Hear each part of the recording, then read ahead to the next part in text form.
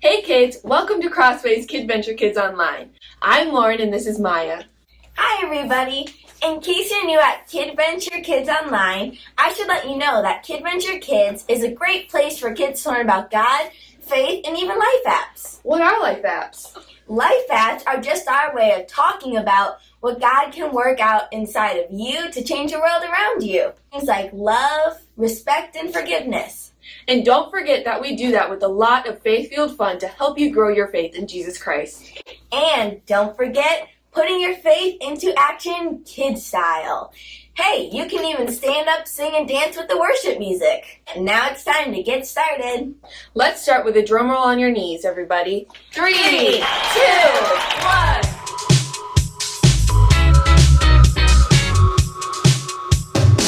You hold the world in your hands. You put the stars into place. You help me understand, and you guide me for all my days. And everything I do, I will keep my eyes on you. And everywhere I go, I want the world to know I trust in you. I trust in you. I will trust in you. Trust in you.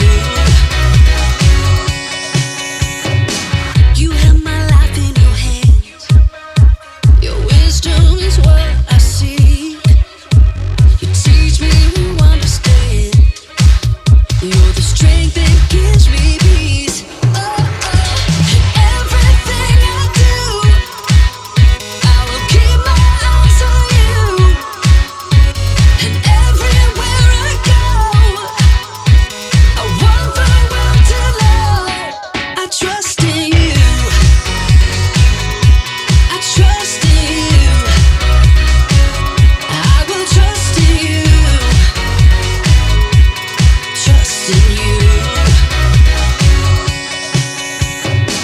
You hold the world in your hands.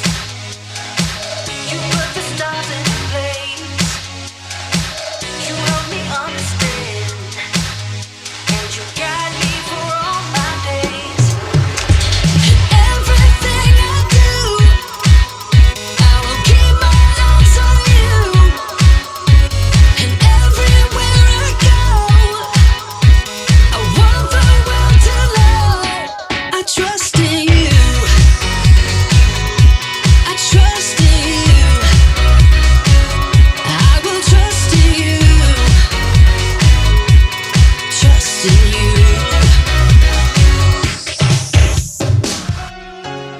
Where do I go when there's no one else to turn to? Who do I talk to when no one wants to listen? Who do I lean on? Oh, when there's no foundation stable, I go to the rock. I know He is able. I can go to the rock. I can go to the rock of my salvation. I go to the stone that the builders rejected. I run to the mountain, and the mountain stands by me. When all around me is sinking sand, on Christ the solid rock I stand.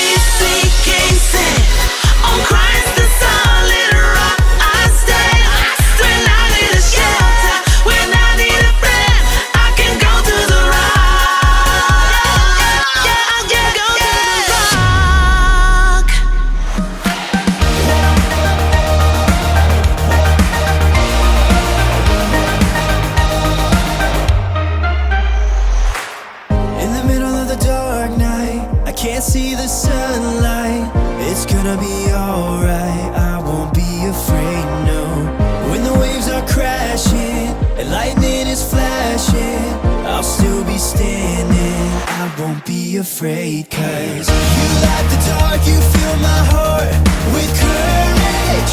When I'm afraid, Jesus, you are my hope. I call your name, you keep me safe, your strength is perfect. I will trust in you alone. You are my hope.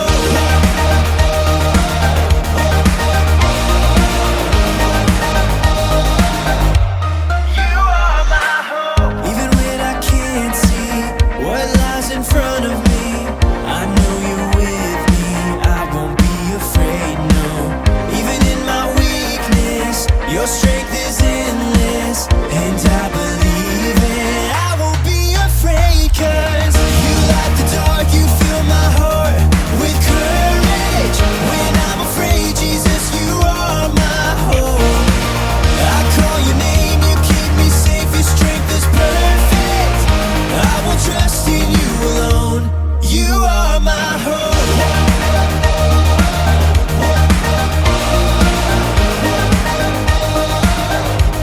You are my hope.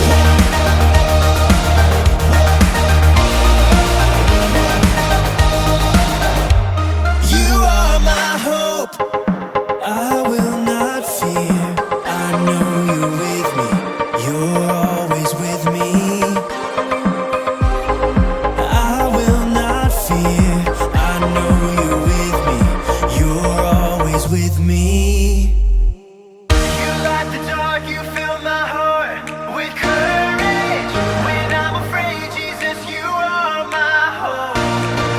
I call your name, you keep me safe, your strength is perfect. I will trust in you alone.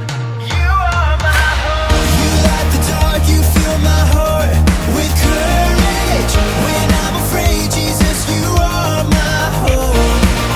I call your name, you keep me safe, your strength is perfect. I will trust in you alone. You are my hope.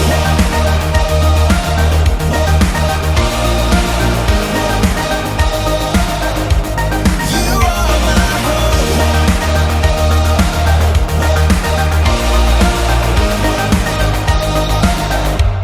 You are my hope.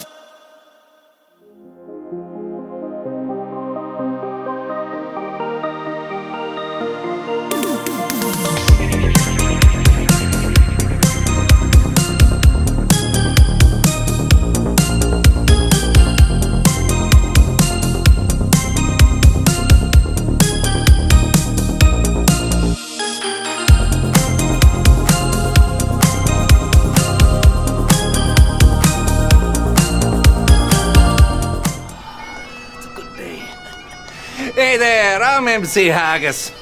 And this here, hang on, Seamus, I'm introducing us right now, right? And this here is my beatboxing partner, Seamus McFamous. Not now. Give him a taste of what you can do with your beatboxing skills. Go. Hey, okay. This month we're learning about courage. Being brave enough to do what you should do, even when you're afraid. What? What is so important that you keep interrupting what we're doing here? Hey! Oh! It's a bug! It's a bug! It's a bug! I'm not coming over there! No, those things are killers! That thing has to go! Alright. I'll do like you're doing and I'll decide to show a little courage. I'm a big brave dog. I'm a big brave dog. Don't do that! Those things have teeth on the sides of their heads. That thing will bite your arm off, man. Hey. Just get rid of it. Get rid of it. Hey. Okay, fine. I know we don't want to harm one of God's creatures, but how will we get it out of here? Don't let me alone with it now. There's no one who will see if it eats me. What are you gonna jar for? Who cares if it's thirsty?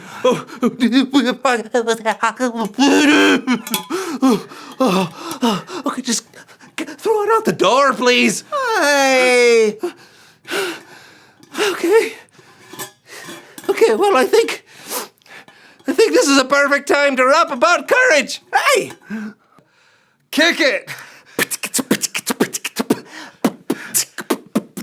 Being afraid is not a bad thing. I tell you that to encourage. But here's an idea to which you can cling. You can be brave enough to do what needs to be done, even when you're afraid, and that's courage. Word. Okay, word. Yeah. Okay, we were both really good examples of courage today, eh, Seamus? I feel pretty good about everything we just did. Spider!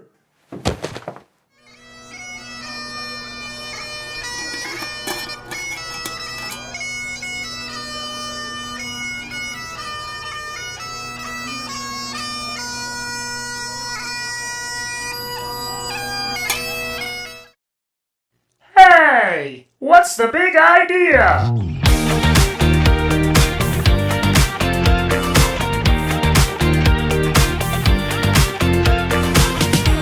Hey, what's the big idea? You can do what you should, even when you don't know what will happen.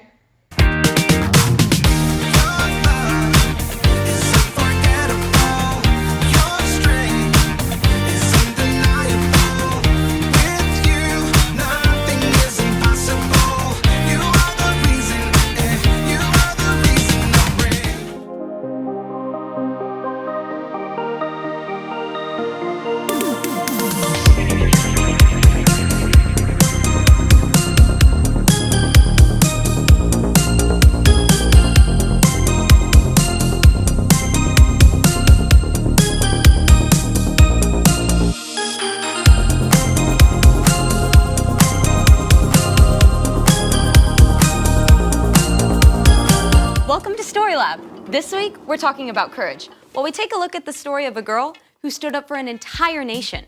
Oh, and we're also going here.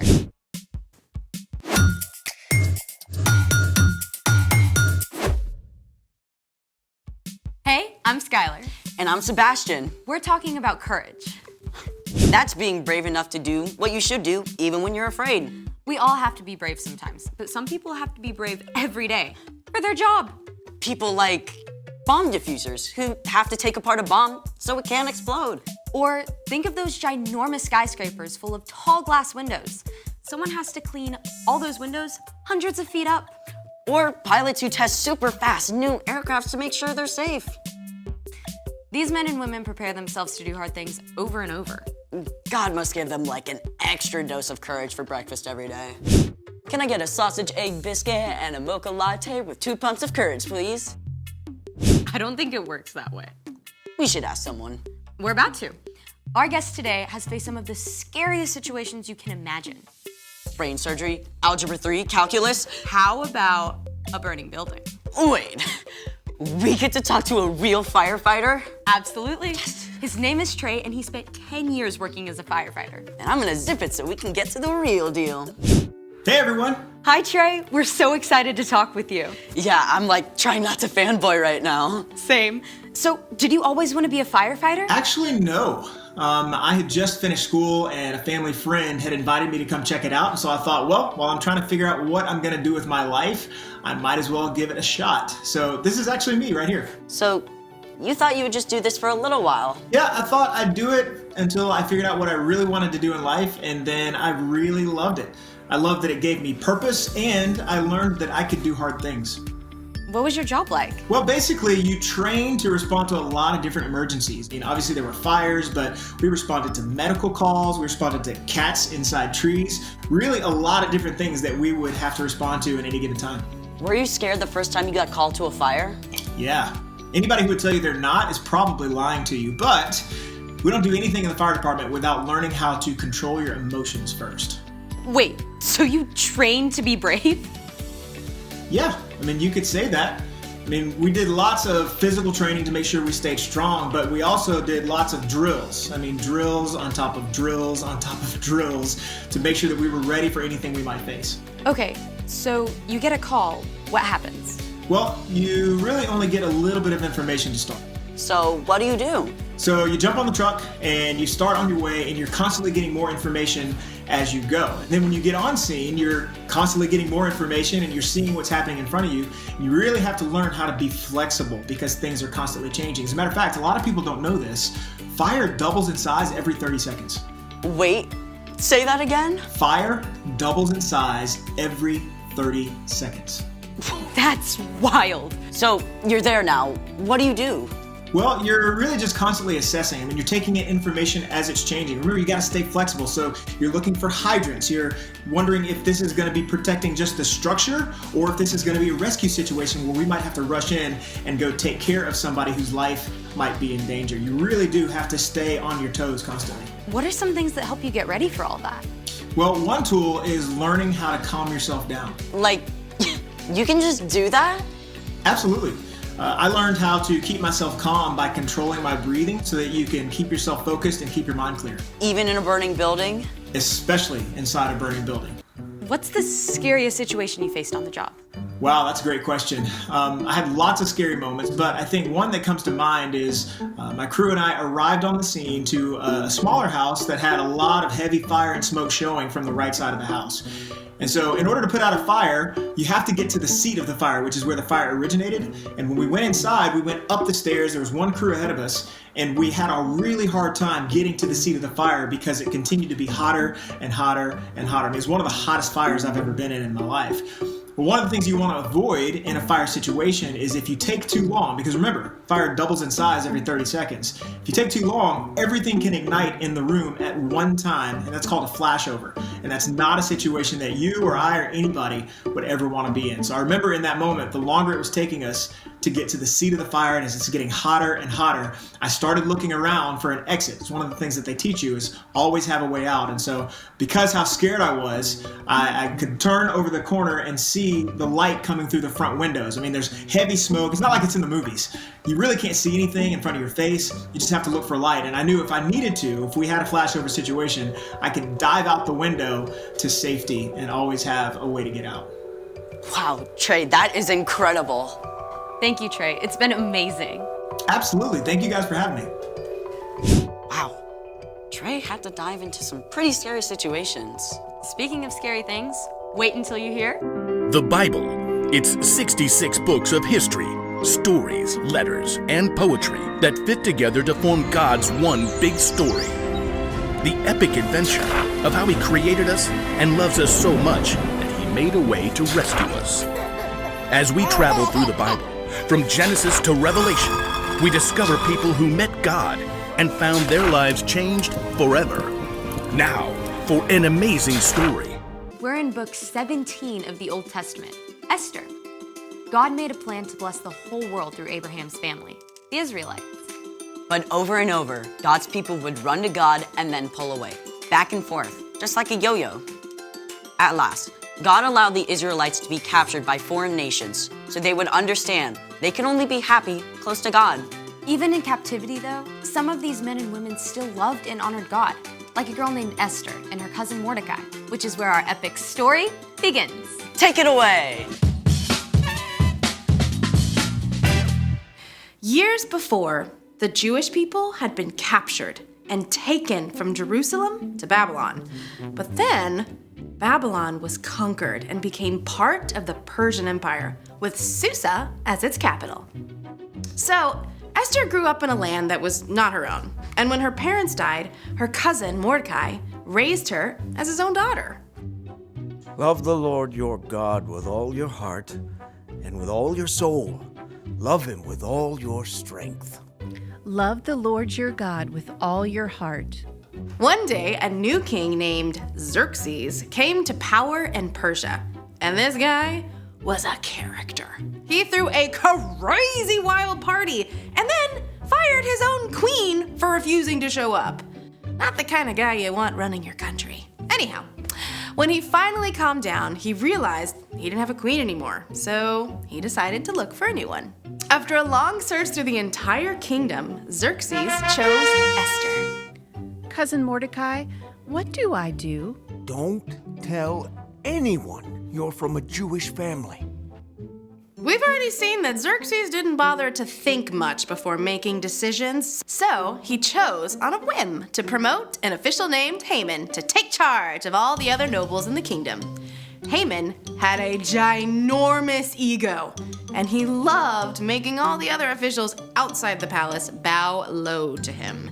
But Mordecai refused to bow down to Haman, and this made Haman so mad he about went through the roof! Haman was such a terrible guy that he decided not only to punish Mordecai, but every single Jew in the country. He went to King Xerxes with a terrible plan. Your Majesty, these Jews live differently than everyone else. They don't obey your laws. Who do they think they are? I know, right? Give the order to destroy them. Consider it done. I can't even! Xerxes actually sent a letter all over the kingdom declaring that on the 13th day of the 12th month, all Jews were to be killed. When Mordecai and the other Jews discovered this horrible news, they dressed in rough cloth and wept bitterly. Mordecai sent a message to Esther in the palace, telling her what Haman had done. You must ask the king to save our people. Esther was devastated. She sent a response to her cousin. Tell him, no one can come before the king unless he sends for them. If I do it, I'll die, unless he reaches out his gold scepter to me. Mordecai sent his answer right back. You may not escape, even though you are queen. Who knows? It's possible you became queen for a time just like this. Esther knew Mordecai was right. She sent him one more message. Tell Mordecai, gather all the Jews. Don't eat anything for 3 days. I and my servants will fast too. Then I'll go to the king. Esther faced a terrible dilemma, but she took 3 days to prepare her heart and her mind. Then she went to face the king. It must have taken every ounce of courage Esther had to step through those doors. And then she had to wait what felt like an eternity for the king to even notice her. At last, he looked up. Then he smiled and reached out his golden scepter. What is it, Queen Esther? I'll give you anything up to half my kingdom.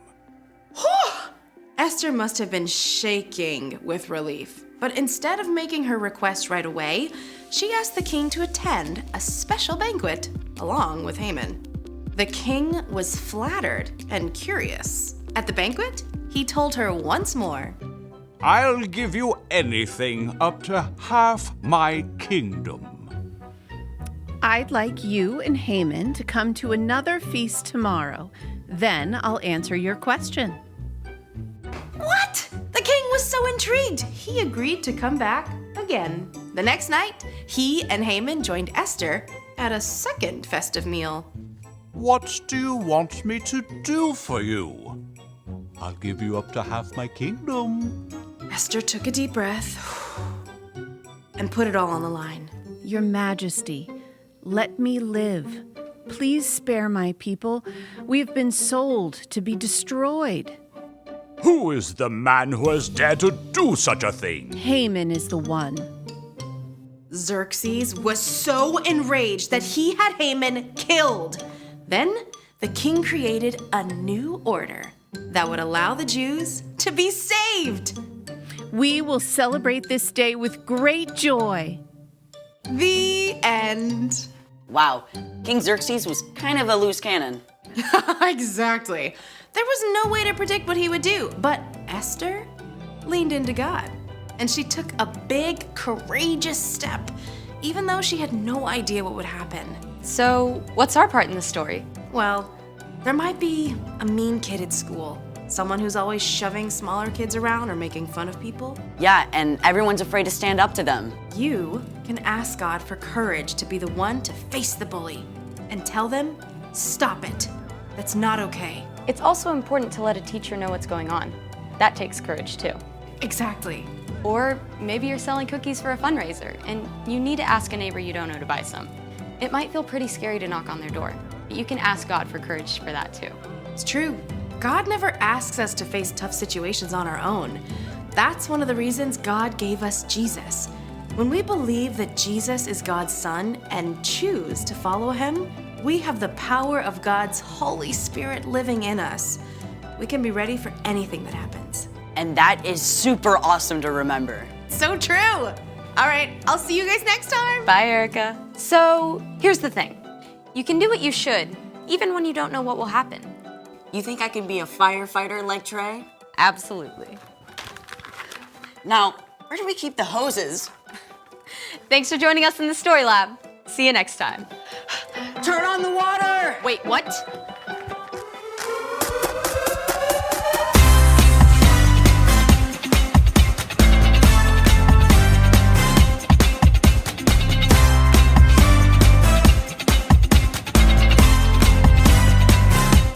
Joshua 1:9b. Be strong and brave.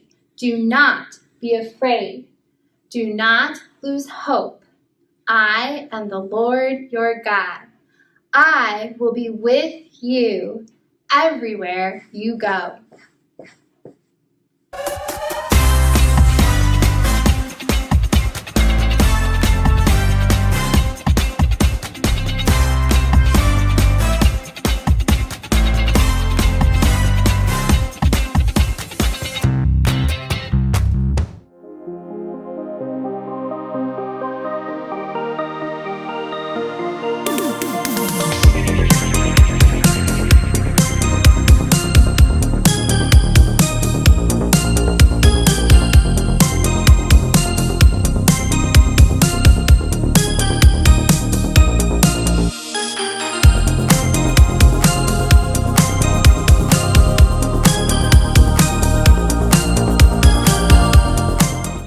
Kitty, kitty, kitty, kitty, kitty, kitty, kitty, kitty, kitty. Here, kitty. Come on, kitty. Come on, please. Please come down. Just please come down. My kitty is stuck in a tree. What can I even do? Oh, come on, kitty. Oh, I need a hero. I need a hero. Is there a hero out there? I could really use a hero right now. Please, please, someone bring me a hero. John, I need a hero. Sure.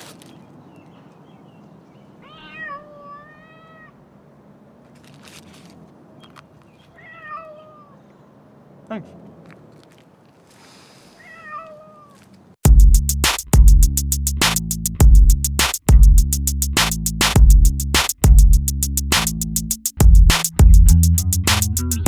Hey everyone, I'm Steven. And I'm John. And welcome to the So-and-So Show. Steven, if you were a superhero, what do you think your superpower would be? Oh, that's easy. Oh yeah? Easy? Easy? This is not an easy question. Oh, Steven. Okay, what would it be? Mind reading. What? No way. Yeah, definitely. Why do you think it'd be mind reading? Well, I'm smart and intuitive, I'm observant of people and like to understand where they're coming from and how they think. Plus, it would definitely be the most powerful superpower. Mind reading is definitely not the most powerful superpower? I knew you'd think that. How did you do that? Maybe my powers are kicking in. Well, it is definitely not the most powerful superpower. Okay then, what is? Super strength? Did you do that again? Maybe. Okay. Well, this just isn't fair. We have to figure out what my power would be. What do you mean? Well, it's very obvious what your power would be, or might already be, but we have to find out mine. I have no clue what my superpower would be. Okay, there are a lot of options. Super strength. Super speed. Invisibility. Flying. Talking to animals. Knitting at supersonic speed? What? That would come in very handy. When? It's so cold.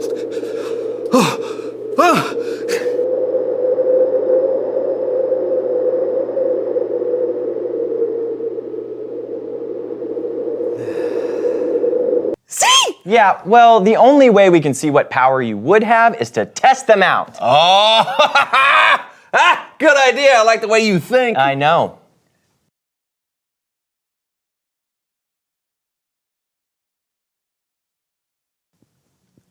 Well, Let's get to it. No.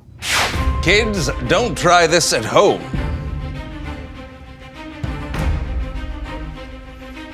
Ready? Ready. On your mark, get set, go!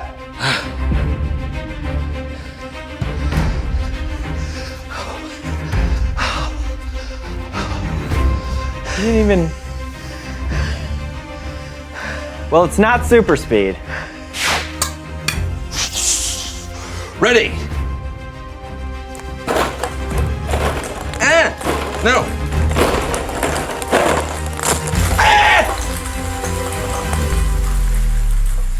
Nope. Wave your fin if you can hear me. Wave your fin. Swim to the top. Swim. I've never seen a goldfish do less. Nope. Okay, am I invisible now?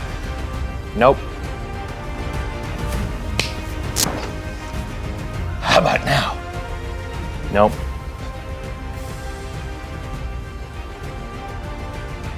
Let's just checking.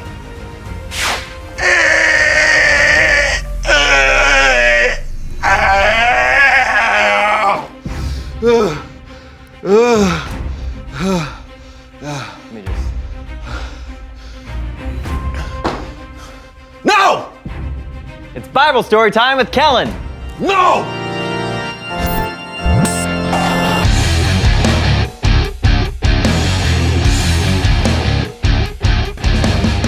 Kellen! Hey, fellas. We've been having a super powerful day so far. You think you got a story to match? Oh, do I think? This story is so super powerful. I mean, wow. I'm listening. Great, because it's going to be a big one. In fact, today we're looking at an entire book of the Bible, specifically the book of Esther. That's right. And it looks like I got a little help for today's story. A little help to go behind the Bible.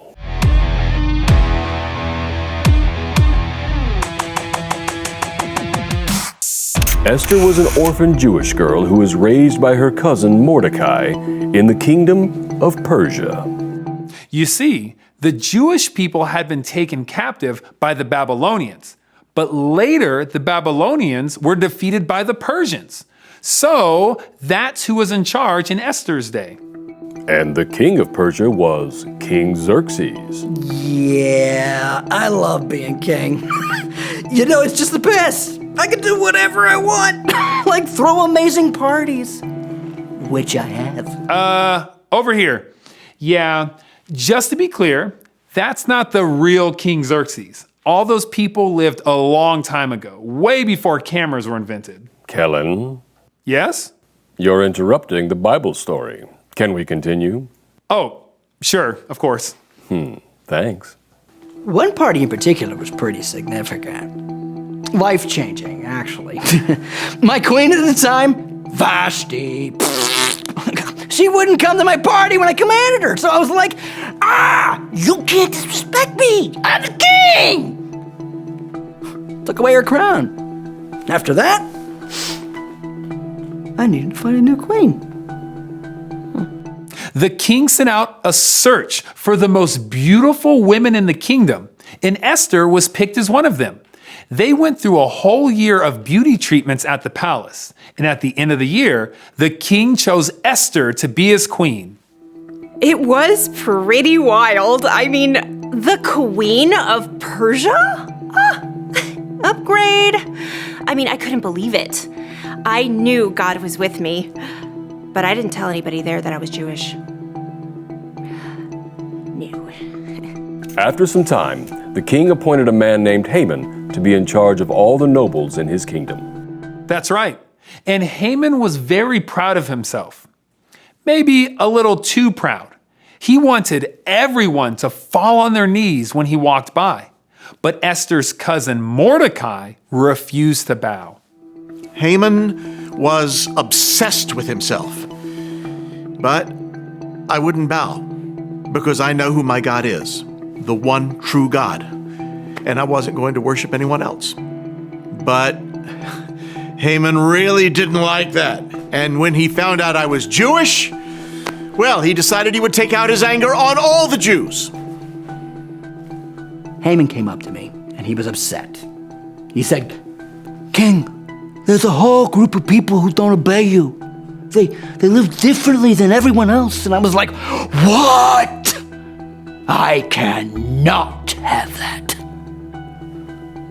So I gave him my ring and my royal seal on it, and I told him to do whatever he wanted with those people. Haman ordered for every Jew in every territory of the kingdom to be killed. Talk about an evil dude. It was not good. Letters were sent all over the kingdom that on the 13th day of the 12th month, they were to kill every single Jewish person. It was the most devastating time I ever faced. All the other Jews and I tore our clothes and wore rough cloths. We cried for days. I knew I had to talk to Esther. Mordecai wanted me to do something about it, but I felt like there was nothing I could do. No one was allowed to come before the king unless he sent for them. If I went to the king without being sent for, and if he didn't hold out his golden scepter to me, then I would be killed. I knew it wasn't easy, but I told Esther, don't think just because you live in the king's palace that you will be the only Jew who escapes. If you don't say anything, then help for the Jews will come from another place. But who knows? It's possible that you became queen for a time just like this. Esther told Mordecai to gather all the Jews in the area and to go 3 days without eating. She and her attendants fasted for 3 days as well. I told Mordecai I would go to the king at the end of the 3 days. Even though it was against the law, I realized it was what I had to do. Mordecai was right. What if I had become queen for this moment? I would risk my life to save my people. And if I died, then I died. That's how I saw it. Esther came into my throne room. It was a bit of a surprise since I hadn't called for her, but I was pleased to see her. So I don't even have the words to describe the relief I felt. I just remember thinking, I'm not getting killed. Okay, I am not getting killed! And then I remembered that I actually needed to start moving my feet and walk to him so I could do what I came there to do. when I saw her come in, I offered Esther anything she wanted, up to half my kingdom. Whoo! She just invited me and Haman, my right-hand man, to come to a feast that she would prepare. So I was pretty intrigued. And you know I like a good feast. The following evening, the king and Haman went to the feast Esther prepared. While they were at the feast, the king asked Esther again what she desired. That was my chance. I asked him to spare my people. I told him that my people and I had been sold to be killed and wiped out. I was livid when I heard that. I said to her, who is a man who has dared to do such a thing? And where is he? I was not expecting what she said next. Esther told the king that Haman was the man who had given the order. The king was very angry. He had Haman taken away right then and put to death. King Xerxes put out a new order to save the Jews so that they would not be killed. I was really proud of Esther. She was brave and selfless. She risked her life to save our people. She remembered the ways of God that I taught her. To be loving and courageous, that was beautiful. We were also excited and relieved. Yes, it was amazing. We sent news out to all the Jews and everyone celebrated. Everyone was just so filled with joy. Esther risked her life to save her people. She stood up for what was right and trusted God, even though she didn't know how it was going to turn out. I couldn't have said it better myself. Thanks. But I can say this better. This has been Behind the Bible.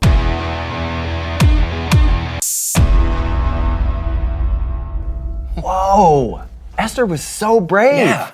God was with her, and God is with us too. So we can be brave just like Esther, even if it's not in life-threatening situations. I feel more courageous than ever. Thanks, Kellen. You bet. See ya. Well, it looks like we're getting close to the end. Can you, guess what I'm thinking now? You're thinking ham sandwich. How did you? Reveal the question! Oh, when have you done something you were afraid to do? Maybe you stood up for someone like Esther did, not knowing what other people would think of you. Yeah, or maybe you tried a new sport or shared a piece of art you made and it felt scary because you didn't know how people would like it. Right, and there are times every day that we're faced with something that we might be afraid of. Yeah, but it's important to remember that we can still choose to be brave, trust God, and do what's right. Hey, maybe that's my superpower. Yes, yeah, choosing what's right no matter what the situation. Yeah, if people did that, anyone could be a superhero. Yes, I'm Justice John. And I'm Cerebral Steven. No, wait. Steven the Smarty Pants Steven. Smarty Pants Stevie Pants. No, Smart Pant. Maybe it's just one this pant. This has been the So-and-So Show. What if it's just one pant? Smart thinking man's... What if it's my pants? John's pants, Steven's pants. No. Smarty John Stevens pants. Yes! Ha! King of Hearts. I know. How are you doing this? Well, normally a mind reader never reveals his tricks, but long story short, I'm reading your mind, John. All right, try this. Mm-hmm. Ace of clubs. 6 of diamonds. 3 of clubs. Yep. Joker? I mean, I've been getting it the whole time, but this time I really got it. You know. I'm glad I put this mirror here because now I can sulk in it. You did it. Hey, what's the big idea?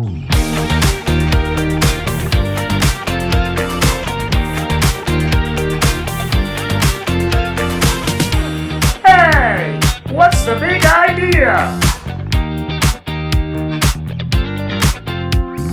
You can do what you should, even when you don't know what will happen.